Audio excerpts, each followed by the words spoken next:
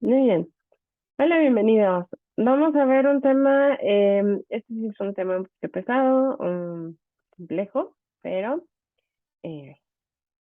bueno, vamos a tratar de llevarlo lo mejor posible. Este es si no mal recuerdo, el último subtema del tema 3. Es referente a las uniones y comunicaciones celulares.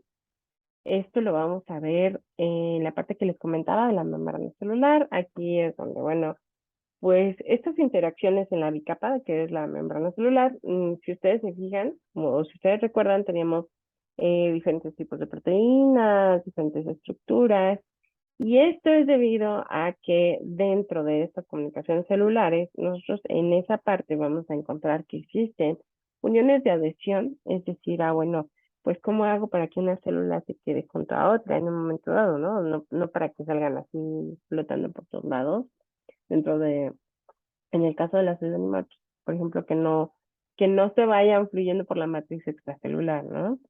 Dentro de las uniones de adhesión vamos a encontrar las desmosomas, las semidesmosomas y los contactos focales. También vamos a encontrar algo que son las uniones oclusivas o estrechas y por último lo que son las uniones de comunicación. Estas uniones de comunicación vamos a encontrar que hay de hendidura o de plasmodesmos.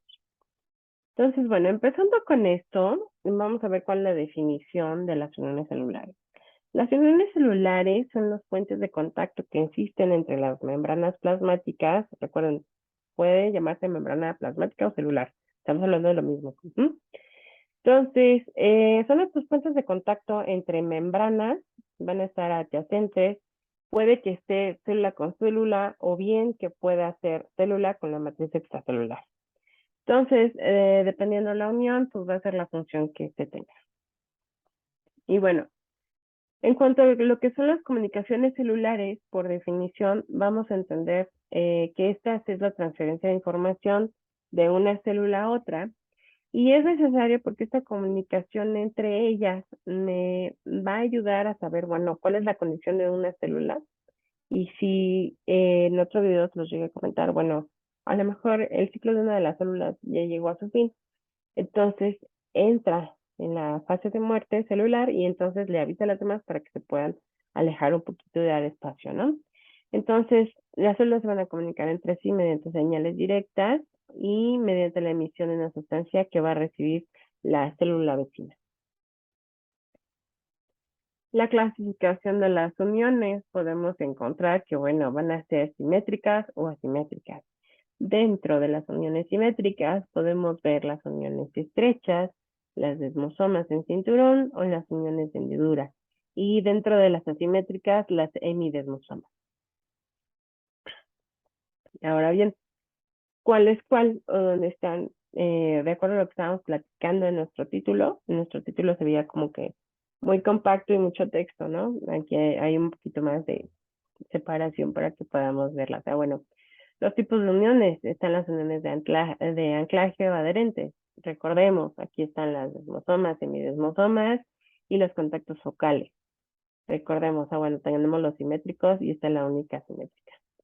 Luego vamos a tener las uniones oclusivas o estrechas, aquí nada más son oclusivas o estrechas. Y por último, vamos a tener las uniones de hendidura o de gap.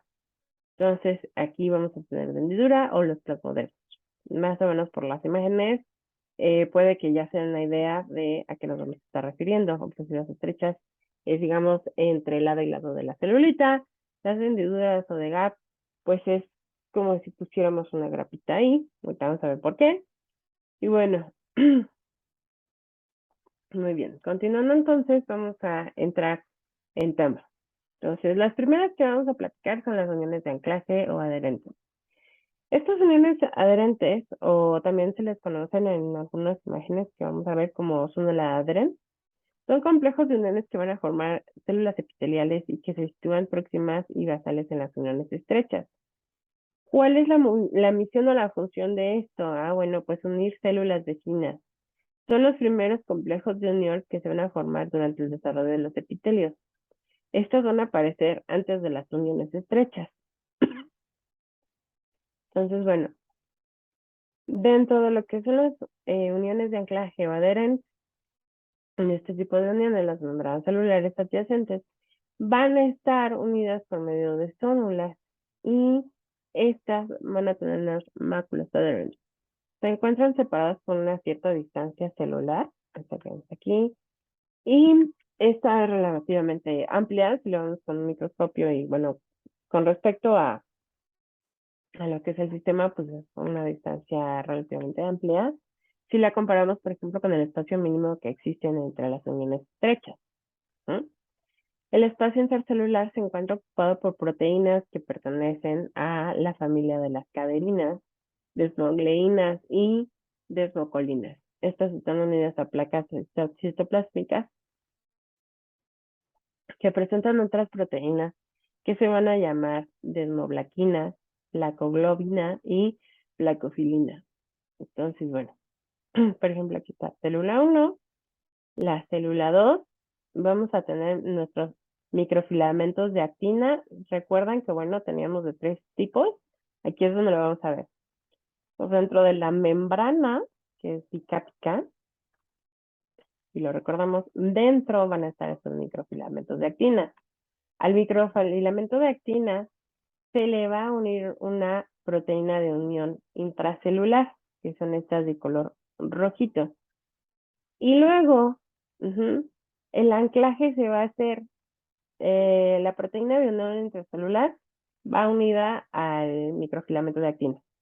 Y a su vez, esta va a servir para que yo pueda aquí tener mi proteína transmembrana que me va a ayudar a hacer la adherencia. Entonces, esta proteína de la célula 2 se va a sentir atraída por la proteína de la célula 1 y van a quedar adheridas, tal cual. Entonces, no es directo, sino que es mediante una adhesión de proteínas que van a estar a su vez ancladas mediante otra a los filamentos de actina. Dentro de este grupo podemos distinguir 3 grupos principales, que son las adherens, la desmosoma en cinturón, la mácula adherens o la desmosoma puntual y el desmosoma. Ahora, la zónula adherens, como ocurre en el caso de las uniones estrechas, en las uniones de anclaje, también vamos a observar el patrón de disposición en forma de anillo o de cinturón. La zona adherens se encuentra asociada como un microfilamento de actina, lo que veíamos que eran estas banditas azules, y van a tener interacción con 2 tipos de proteínas, las caderinas y las cateninas. La mácula adherens, en algunos casos, en esta estructura es conocida simplemente como un desmosoma, desmosoma. Y aquí esta es una mención puntiforme que se va a encontrar asociada a un filamento intermedio formado por queratina.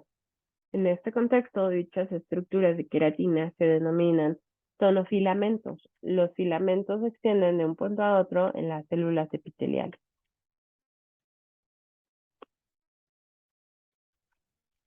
Bueno, vamos a continuar.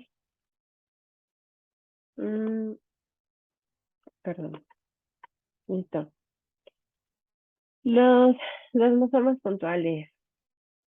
Estos nos van a ayudar a aportar fuerza y rigidez. Nos van a ayudar a aportar fuerza y rigidez a las células epiteliales.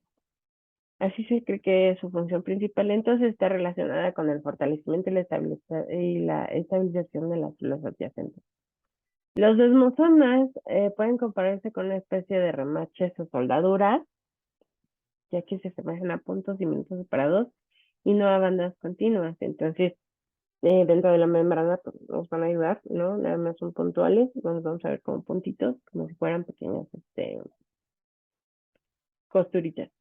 Entonces, encontramos este tipo de uniones en los discos intercalados que unen a los cardiocitos, en el músculo cardíaco y en las meninges que tapizan la superficie externa del encéfalo y la médula espinal. Los hemidesmosomas, recordemos que dentro de la clasificación son los únicos simétricos. Aquí es importante aclarar que los desmosomas se encargan de adherir una célula vecina con otra, mientras que en la fusión del hemidesmosoma es unir a la célula con la lámina basal. A diferencia de la mácula adherente o el desmosoma, los semidesmosomas tienen una estructura diferente. Está conformada por láminas citoplasmáticas asociadas a filamentos intermedios y una placa de membranas externas. Estas deben cargar de unir al hemidesmosoma con la lámina basal por medio de un pequeño filamento de anclaje. Todo esto que estamos platicando lo vamos a ver en las imágenes para que quede más claro. Bueno, los contactos focales, aquí es donde los semidesmosomas y los contactos focales van a establecer uniones muy fuertes entre las células y la matriz extracelular. En ambos casos, las uniones se van a establecer por integrinas. Entonces, recuerden que todos estos nombres estamos hablando básicamente de proteínas que nos van a ayudar a hacer todos los anclajes. Los contactos focales van a unir a las células con diversos tipos de matrices extracelulares gracias a otro tipo de integrinas que en su dominio intracelular contacta con los filamentos de actina. Entonces, aquí es las imágenes que les platicaba, donde podemos ver las uniones de anclaje o adherens y algunas diferencias entre ellos.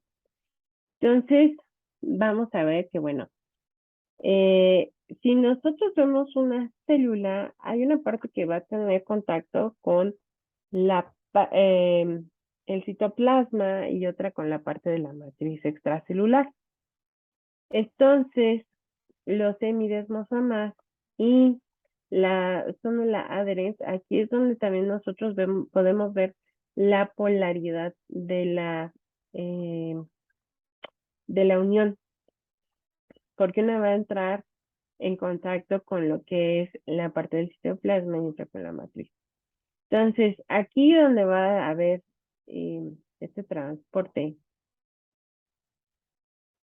bueno, también para ayudar un poquito a explicar esto, el ejemplo más claro es cuando nosotros vemos las células que están en contacto en la pared del intestino. Entonces hay una parte que sobresale, que es los nutrientes del alimento procesado va a ir fluyendo por aquí, ¿no?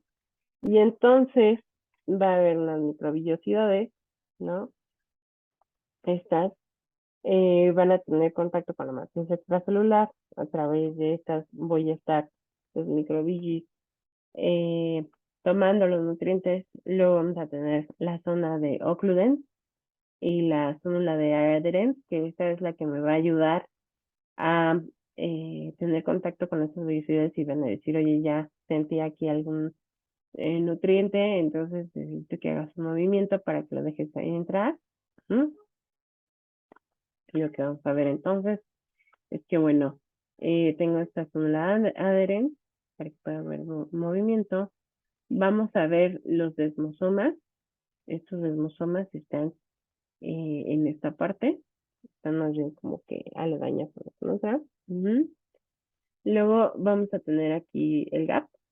Que vamos a hablar ahorita de esto. Y lo que decíamos que, bueno, va a tener contacto con la parte basal, el hemidesmosoma, ¿no? Aquí tenemos otra imagen donde, bueno, vamos a ver que vamos a tener los microfilamentos de actina. Estos microfilamentos de actina, recuerden que aquí vamos a tener otra proteína, ¿no? Y esta unión me va a ayudar para que salgan mis integrinas y estas integrinas tengan contacto con la matriz extracelular. Entonces, viendo esto, ya en una imagen real, bueno, pues estos desmosomas, como se ven, son estas, son manchitas de aquí, y las semidesmosomas, que son estas aquí que van a anclar con la parte basal, son estas uniones, propiamente estas sombras que se ven aquí. Estas sí ya son fotos reales de cómo se ven, ¿no? Entonces, bueno, aquí pues hay que ver la unión de la célula con la matriz extracelular. Se van a vincular los microfilamentos de actina con el citoesqueleto y vamos a ver esa interacción de las proteínas y las integrinas. Entonces son las proteínas transmembrana que van a realizar una unión. Luego vamos a entrar en lo que son las uniones oclusivas estrechas. Las uniones estrechas o son las ocludens. Me voy a regresar tantito. Ahora vamos a hablar propiamente de esta parte, la zona ocludens. ¿Ok? Se encuentran en diferentes tipos celulares. Aquí van a establecer uniones tan fuertes y estrechas entre las paredes contiguas que prácticamente no dejan espacio intercelular entre sus membranas plasmáticas. Entonces, las adherentes sí dejan un espacio considerable. Aquí van a estar completamente unidas. No van a dejar espacio. Entonces, esta es la unión estrecha. Esto es lo que estamos viendo ahorita, ¿no?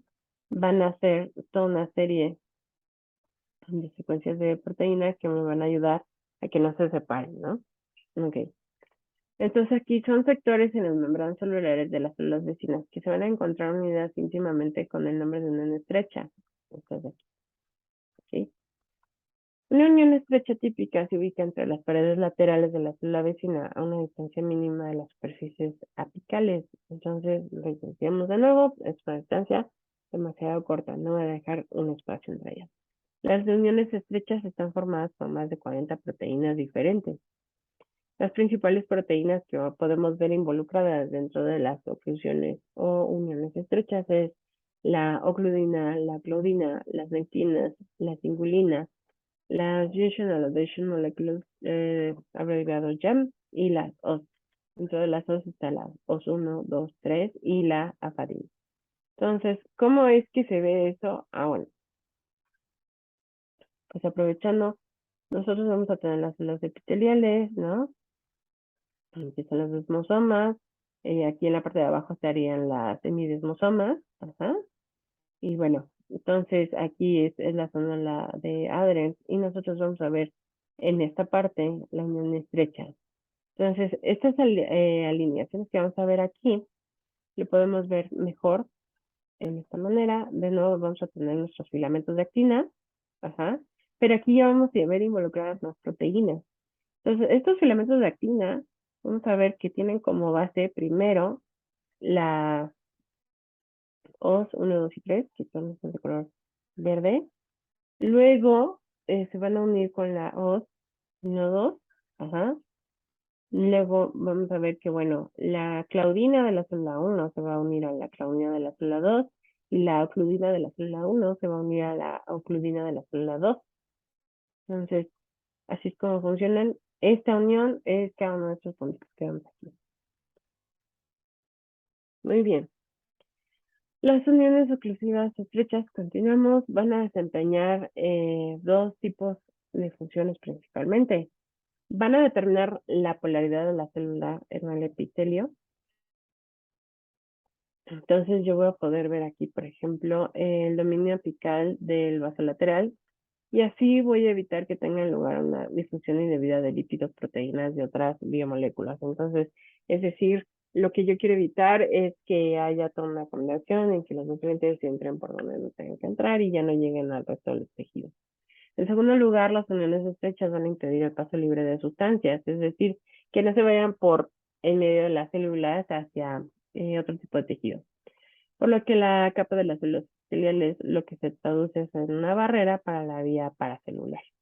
Entonces, de nuevo, pues, nosotros tendríamos por acá lo que es la matriz extracelular, por ejemplo, y de este lado, en la parte apical, vamos a ver que, bueno, dependiendo de la célula, puede que yo encuentre microvillosidades, estereocilios, oligocilios, y luego está la parte de la lámina basal, ¿no? Aquí es donde están a anclar con las hemidesmosomas, y en esta parte intermedia, aquí es por son diferentes ejemplos, pero aquí estarían las uniones estrechas. Luego vamos a hablar de lo que son las uniones en hendidura o de gap. Las uniones en hendidura o de gap se van a encontrar en regiones desprovistas de membrana plasmática como tal, entre las células vecinas. Es una unión en hendidura. Los citoplasmas de las células van a conectar y van a crear una conexión física donde pueden ocurrir el paso de moléculas más pequeñas. Esta clase de uniones se encuentran virtualmente en todos los epitelios y en otros tipos de tejidos, donde nos van a servir para propósitos muy variados. Entonces, aquí las uniones de gap se van a caracterizar tal cual, se ven como una roseta. de 6 pétalos, y van a tener un movimiento eh, circular donde va a abrir y cerrar, abrir y cerrar. Es un poco el movimiento del molino de pimienta, donde abre y cierra, abre y cierra. Entonces esto va a permitir que pasen pequeños nutrientes. Y bueno, las uniones en la hendidura van a estar formadas por proteínas que les vamos a conocer como las conexinas.